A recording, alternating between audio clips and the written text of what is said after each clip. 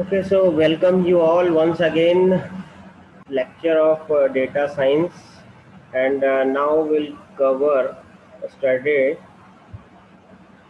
association rule. Okay, so what is the association rule and what is the use of this rule? We'll cover in study topic. So I just once again brief you. So association rule is basically used for data mining, and it is also used for machine learning, and it is also used in data science or data analysis. Association rule is basically used for predict the behavior of customers, or predict the behavior of anything. Okay. uh, this is the basic definition of association rule.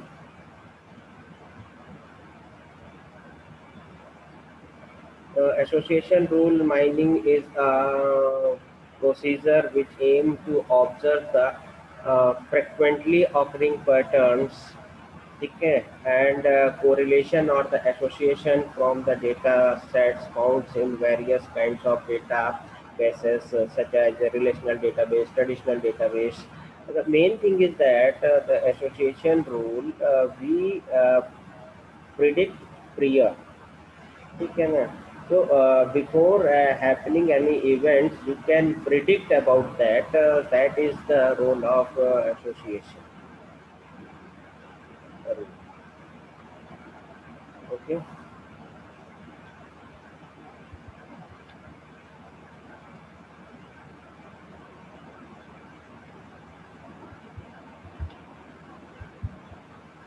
So these are the some examples. So association rule is basically uh, just like if-then statement. If a certain condition is happen, then what will be happened. Okay, so this is the example. Buy once a customer is buy a onion and potato, so it may be he will buy the tomato also. So this is the example, and we'll discuss detail starting.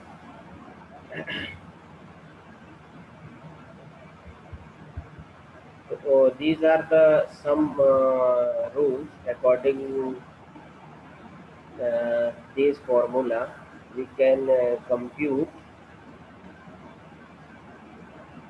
the association or the prediction.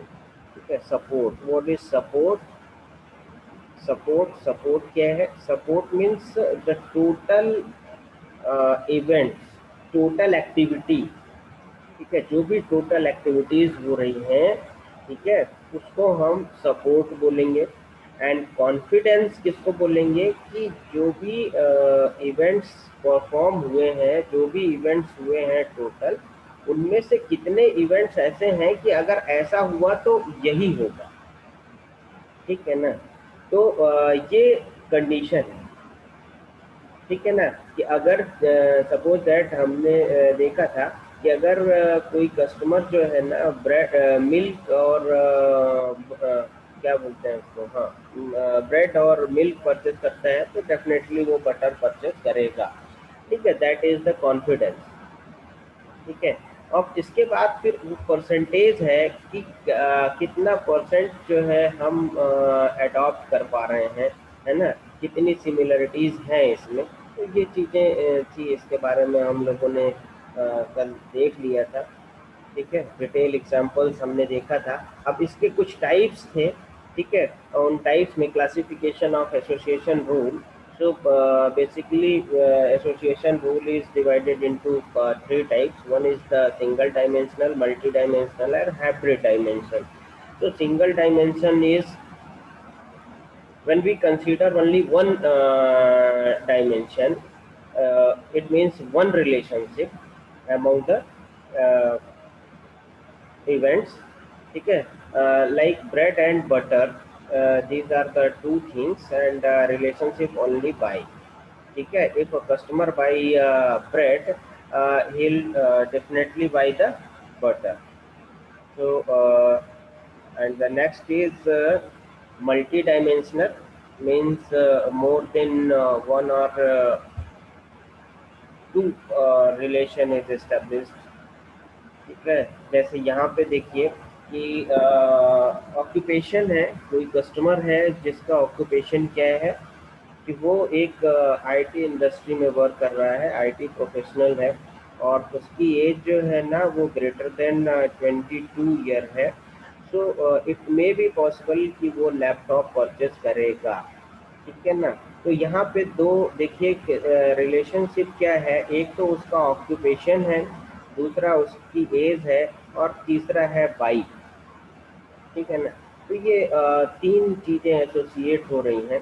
ठीक है ना, तीन चीज़ों के basis पे हम इसको predict करेंगे कि वो क्या करने वाला है, लैपटॉप परचेस करने वाला है या नहीं करने वाला है, कितने परसेंट प्रोबेबिलिटी है। So one is the single dimensional, another one is multi-dimensional, and next is hybrid dimensional. Hybrid dimensional means the mixed. ठीक है, which repetitive predicts are dimensions. तो कुछ डिफरेंस है हाइब्रिड डायमेंशन में और मल्टी डायमेंशन में। Hybrid dimension में और मल्टी डायमेंशन में क्या बेसिक डिफरेंस है, तो बेसिक डिफरेंस ये है कि हाइब्रिड डायमेंशन में जो भी इवेंट्स होगा वो रिपीट हो सकता है, बट या रिलेशनशिप जो है वो रिपीट हो सकता है, बट मल्टी डायमेंशन में ऐसा नहीं है।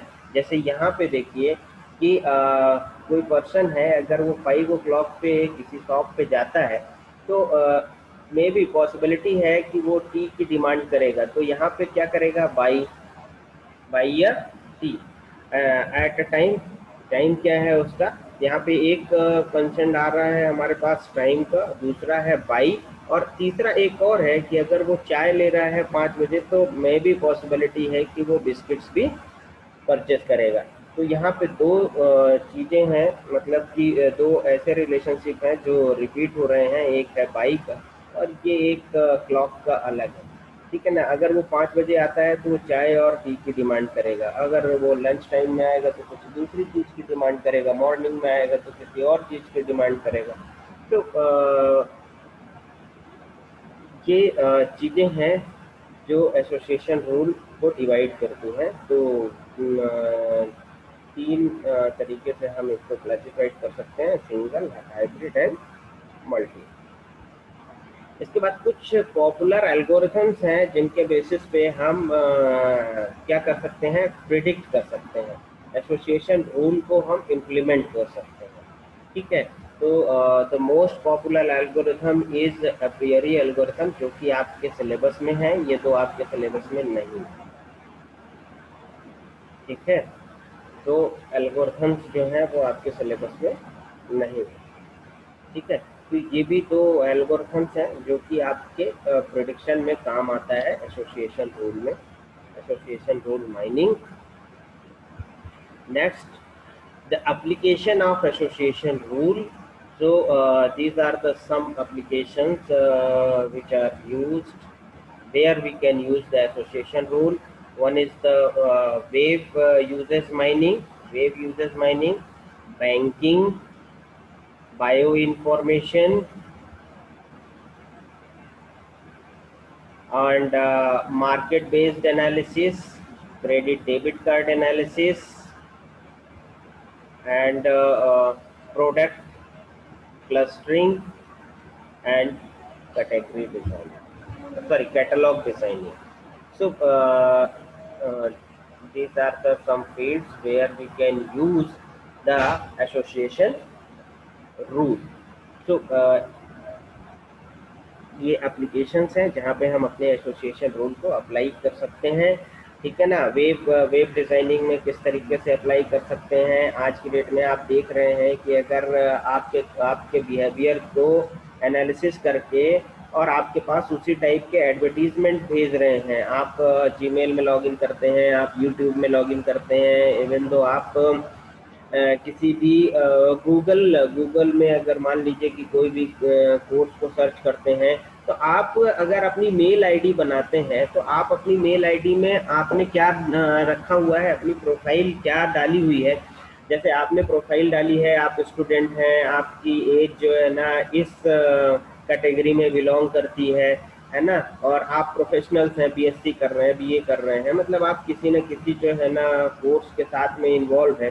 तो अगर आपने जीमेल में अकाउंट बनाया है, उसी के बेसिस पे अगर आप कोई सर्चिंग परफॉर्म करते हैं, तो वो जो कंपनी वाले हैं वो वहाँ पे बैठे हुए हैं, और वो आपके बिहेवियर को प्रिडिक्ट करके और उसी के बेसिस पे आपको एडवर्टीजमेंट सेंड करते हैं, आपको ऑफर सेंड करते हैं। ठीक है। बैंकिंग सेक्टर में भी आजकल यूज होता है। बायो इंफॉर्मेटिक्स में आज की डेट में किसी भी पर्सन की हिस्ट्री को देख के उसको प्रिडिक्ट करके बता देते हैं आज की डेट में कि इसको बीपी होने वाली है या नहीं होगी, आगे आने वाले टाइम में इसको बीपी होगी या नहीं होगी, शुगर होगा या नहीं होगा, कैंसर होने वाला है या नहीं होने वाला है। तो मेडिकल साइंस जो है ना इस टाइप की थ्योरम में वर्क कर रहा है। ठीक है। मार्केट बेस्ड एनालिसिस आपको पता है, मार्केट बेस्ड एनालिसिस आप तो बहुत सारे चीज़ों में देख सकते हैं, अमेजन में, फ्लिपकार्ट में, मतलब जो भी चीज़ें हैं वो market based analysis.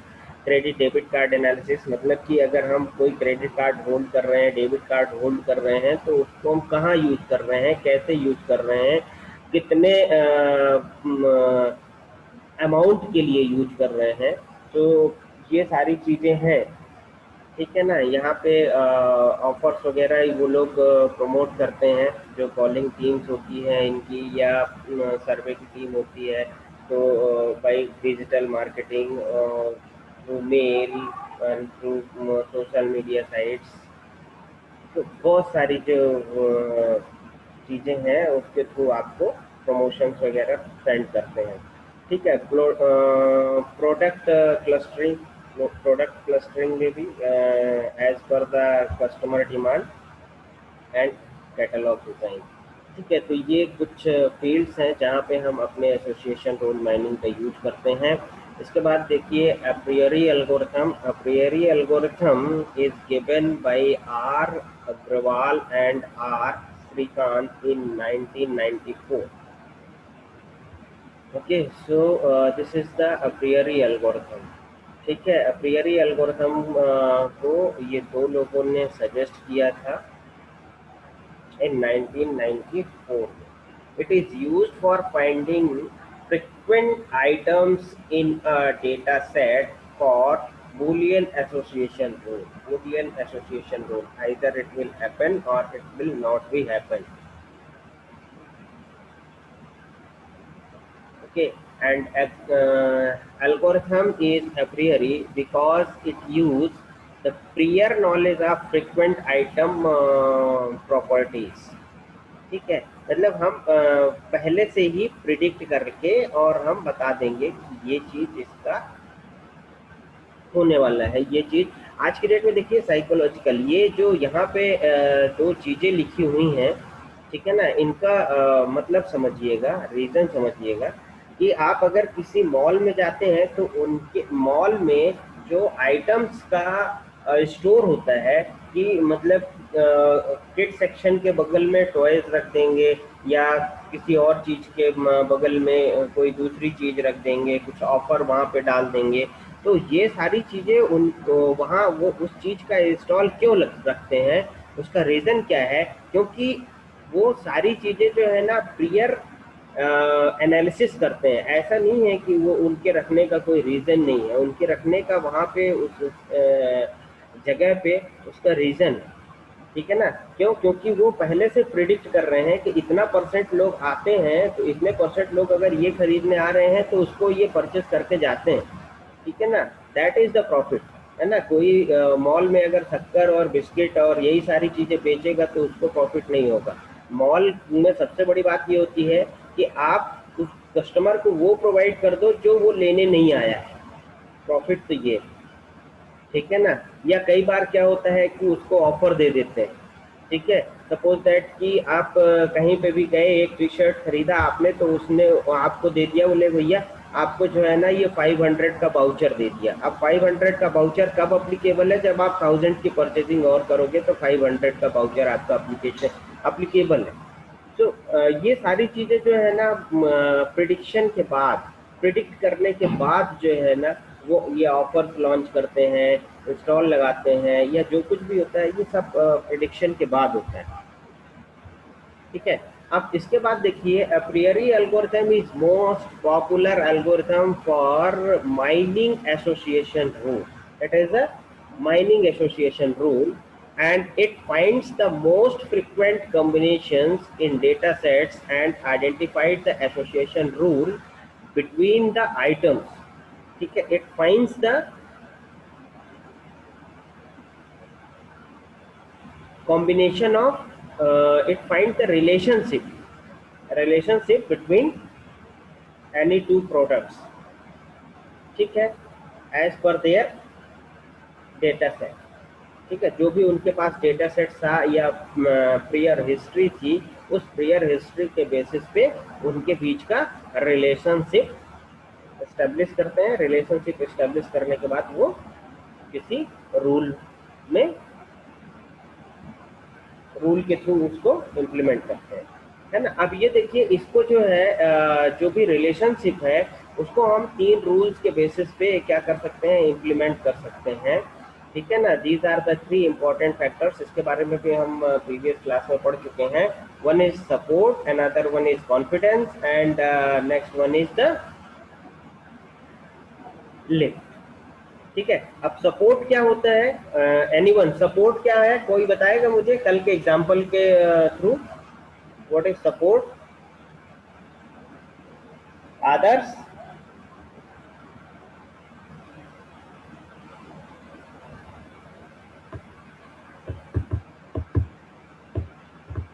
Adarsh, what is support?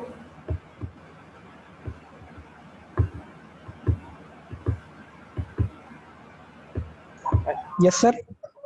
Support क्या है बेटा? सपोर्ट कल हमने लास्ट क्लास में आपको बताया था सपोर्ट के बारे में, एसोसिएशन रूल में सपोर्ट। सर वो सपोर्ट ऐसा होता है मतलब दो चीज कोई एक साथ आ सके, मतलब कोई दो आउटकम मतलब एक साथ हो। कोई एक एग्जांपल बताओ ना, कल हमने एग्जांपल दिया था इसमें।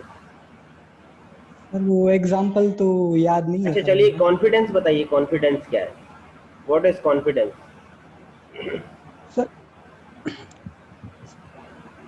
सर कॉन्फिडेंस वो होता है सर, जैसे अपन को पहले से किसी चीज के बारे में पता हो, मतलब एक कोई अपने लिए वो रीजन मतलब पता हो, मतलब पहले से कोई कंडीशन पता हो तो उसके बेसिस पे अपन दूसरी चीज बताएं कि ये होगी, उसको कॉन्फिडेंस बोलते सर। मतलब एक चीज के बेसिस पे दूसरी चीज को प्रिडिक्ट देखिए, करना। एक एक छोटा सा एग्जांपल है कि आपके घर में अगर मान लीजिए कि कोई आता है, ठीक है ना, कोई एक पर्टिकुलर पर्सन आपके घर में आता है, ठीक है ना, तो आपको पता है कि एक पर्टिकुलर पर्सन जो है ना हमारे घर में हफ्ते में 3 दिन आते हैं। ठीक है ना। इस तरीके से अगर हम देखें तो महीने में वो हमारे यहाँ कितनी बार आते हैं, ठीक है ना, उसकी टोटल आपने काउंटिंग कर ली तो मान लीजिए कि वो आपके घर में टोटली जो है 15 टाइम्स विजिट करते हैं। अब 15 बार विजिट करते हैं, ये सपोर्ट हो गया। ठीक है ना, दैट इज, यस सर। ठीक है ना। अब कॉन्फिडेंस ये है कि उन 15 बार में कितनी बार ऐसा हुआ है कि वो आपके घर में आने के बाद चाय पी के गए हैं। ठीक है ना। और 15 में से अगर वो 12 बार आए हैं आपके घर में और चाय पी के गए हैं, दैट इज कॉन्फिडेंस। कि मतलब वो जब आएंगे आपके घर में तो आपके घर का माइंडसेट तैयार रहेगा कि ये चाय पी के जाएंगे। ठीक है। दैट इज योर कॉन्फिडेंस कि वो पर्सन आएंगे तो चाय पी के जाएंगे। ये है कॉन्फिडेंस। तो मतलब जितनी भी आप क्या बोलते हैं, जितने भी इवेंट्स हैं उन सारे इवेंट्स में ऐसे इवेंट्स जिनमें आप बोलेंगे कि ये 100% होना ही होना है, या 50% या 80% होना ही होना है, वो कॉन्फिडेंस। चलिए, ठीक है। एक एग्जांपल है आपका प्रियरी अप्रियरी एल्गोरिथम्स को।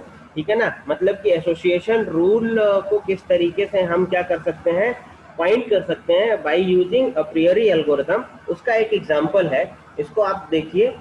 तो यहाँ पे हमने कुछ ट्रांजेक्शन्स लिए हुए हैं। Consider the following data set and we will find the frequent items and generate association rule for them. ठीक है, तो यहाँ पे देखिए कि कुछ ट्रांजेक्शन्स हैं, transaction T1, transaction T2, transaction 3, transaction 4, 5 and 9 transactions हैं। अब इन 9 ट्रांजेक्शन में ये सपोज दैट ये सारे के सारे कस्टमर्स हैं, first, second, third, fourth, fifth. ठीक है, तो फर्स्ट ट्रांजेक्शन में item number 1, item number 2 and item number 5 purchase किया गया है। ये आइटम जो है ना परचेज किए गए हैं।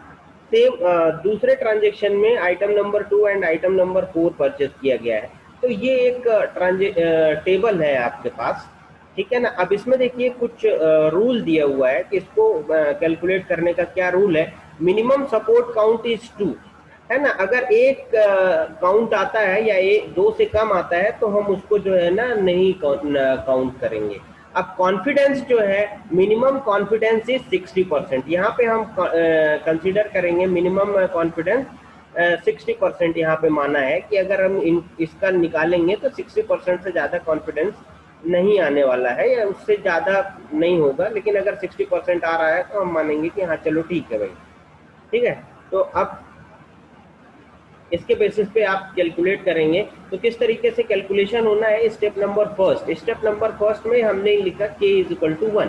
मतलब कि हम यहाँ पे चेक करेंगे कि कोई भी एक आइटम जो है वो कितनी बार परचेस किया गया टोटल ट्रांजेक्शन में।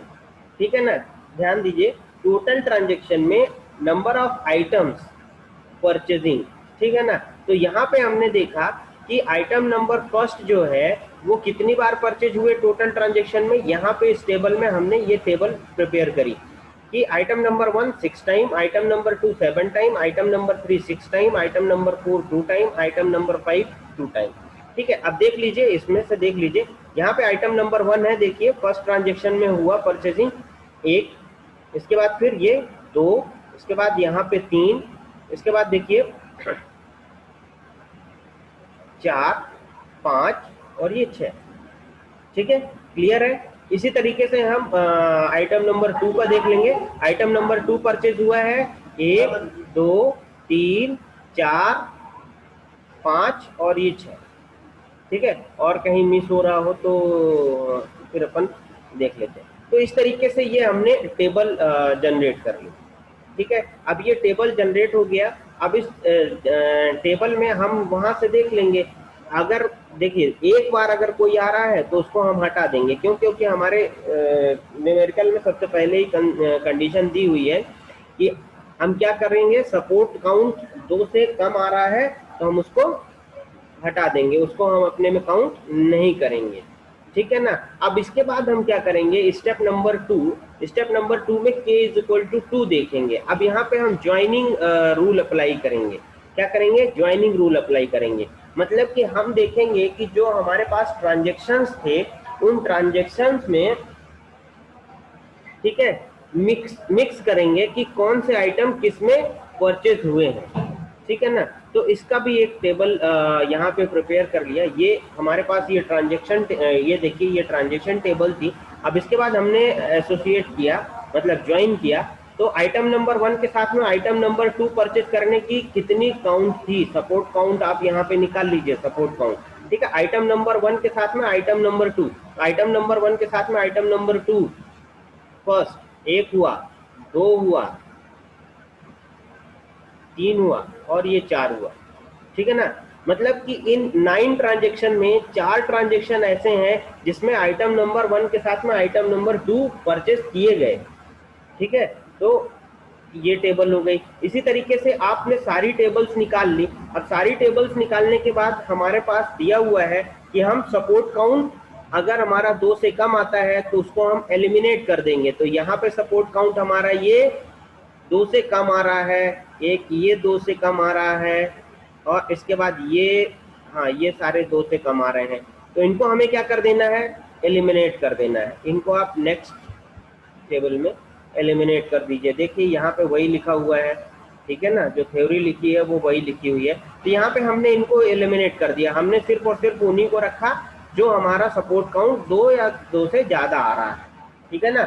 और उसके बाद ये देखिए, ये हमने पूरी टेबल लिखी है और इसके बिहाफ में यहाँ पे हमने सपोर्ट काउंट वो हटा दिए हैं जो सपोर्ट काउंट हमारे लिए थ्रेशोल्ड था, ठीक है ना। अब नेक्स्ट स्टेप में हम इसी तरीके से स्टेप नंबर थर्ड में अब हमें क्या करना है कि 3 आइटम्स को हमें कंसीडर करना है, ठीक है ना, कि ऐसे कौन से हैं आइटम्स जो कि कॉम्बिनेशन बना लीजिए। तो इनने सारे कॉम्बिनेशन बनाए हैं, यहाँ पे देखिए लिस्ट में ये सारे कॉम्बिनेशन बनाए हैं, item number 1 2 3, item number 1 2 5, item number 1 2 3 and 5, item number 1 3 4 and ये सारे ओके।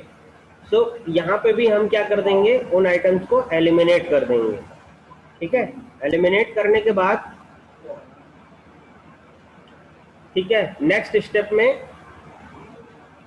जो भी हमारा फाइनल ट्रांजैक्शन हो रहा हो, ठीक है ना, उसको काउंट कर लेंगे। फोर्थ में हम फिर से देखेंगे कि और मिनिमाइज हो रहा है कि नहीं हो रहा है। तो यहाँ पे कोई मिनिमाइजेशन नहीं है, ठीक है ना। इससे ज़्यादा हम ज्वाइन नहीं करा सकते हैं, ठीक है ना। तो अब हम यहाँ पे स्टॉप कर देंगे अपने अप्रियरी एल्गोरिथम को। और अब इसके बाद देखिए कि हम क्या फाइंड करेंगे, कॉन्फिडेंस हमारा जो है ना 60% मार्क किया गया है, ठीक है ना। तो अब यहाँ पे हम क्या करेंगे कि जो भी आइटम्स हैं उनके सब के बेसिस पे जो भी हमारा सपोर्ट निकला है, जो भी हमारा सपोर्ट काउंट निकला है, उस सपोर्ट काउंट के बेसिस पे हमें कॉन्फिडेंस फाइंड कर लेना है। तो हम कॉन्फिडेंस फाइंड कर लेंगे, ठीक है। क्या फाइंड कर लेंगे, कॉन्फिडेंस फाइंड कर लेंगे, ठीक है। तो ये टेबल है आपके पास, ठीक है। सारी टेबल्स जो भी 1 2 3 निकली हैं, इनका सभी का आप कॉन्फिडेंस फाइंड कर लीजिए। कॉन्फिडेंस फाइंड करने के बाद आपको रिलेशनशिप पता चल जाएगा कि अगर कोई पर्सन आइटम नंबर 1 खरीदता है तो वो आइटम नंबर 2 परचेस करेगा ही करेगा। इसकी कितने परसेंट कॉन्फिडेंस है आपको, ठीक है ना। तो आप क्या करेंगे, अपनी जो शॉप है उसमें इसी तरीके से अपने आइटम्स को सेलेक्ट करेंगे, आइटम के इंस्टॉल को इसी तरीके से सेलेक्ट करेंगे। आइटम नंबर 1 के बगल में आइटम नंबर 2 का इंस्टॉल लगाएंगे, ठीक है ना। क्यों, क्योंकि आपको कॉन्फिडेंस वहाँ पे हाई दिख रहा है कि अगर 9 ट्रांजेक्शन हुए हैं, 9 में से 4 ट्रांजेक्शन ऐसे हैं जिसमें से पर्सन पहला आइटम अगर परचेस करता है तो वो दूसरा परचेस करेगा ही करेगा। इसी तरीके से अगर वो पहला और दूसरा परचेस करता है तो उसका कॉन्फिडेंस निकालिए तीसरे के साथ में, चौथे के साथ में, पांचवें के साथ में। तो जिसका भी कॉन्फिडेंस हाई है उसका इंस्टॉल उसके बगल में लगाइए, ठीक है। तो आपकी सेल जो है ना वो इंक्रीज हो, ठीक है। तो इस तरीके से प्रिडिक्शन होना है। इसका कॉन्फिडेंस का फॉर्मूला आपके पास है, यहाँ पे मैंने कैलकुलेट किया हुआ है ये सारी चीजें।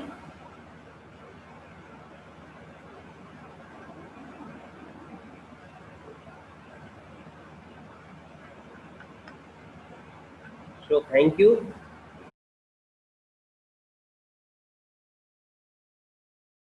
Hope all of you enjoyed the lecture. Thank you.